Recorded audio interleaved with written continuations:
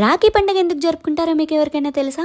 తెలిస్తే కింద కామెంట్ చేయండి. నాకు తెలిసిన ఒక చిన్న స్టోరీ చెప్తాను వినండి. చిన్నప్పటి నుంచి మీరు ఎంత అందంగా రెడీ అయినా ఊర్లో ఉన్న వాళ్ళందరూ మిమ్మల్ని అందంగా ఉన్నారని పొగుడుతారు. కానీ ఇంట్లో ఉన్న అన్నో తమ్ముడో మాత్రం ఖచ్చితంగా ఏడిపిస్తారు. అలాంటి ఆ ముఖానికే తిలకం దిద్ది నువ్వెప్పుడు ఇంతే అందంగా ఉండాలని కోరుకుంటుంది. నువ్వు ఏ వస్తువునైతే బాగా ఇష్టపడతావో అదే వస్తువు కోసం నేను ఇల్లంతా తిప్పించి చివరికి ఆ వస్తువు ఎక్కడుంటుందో తెలుసా?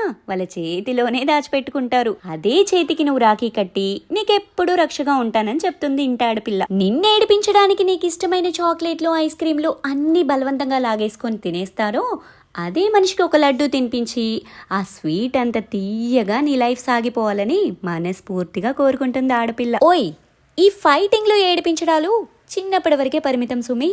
పెద్దయ్యాక మన ఇంటి ఆడపిల్లనే కాదు, ఏ ఇంటి ఆడపిల్లను కూడా ఏడిపించడం మంచిది కాదు మాస్టారు. సరే గాని అందరికీ రాఖీ పండుగ శుభాకాంక్షలు.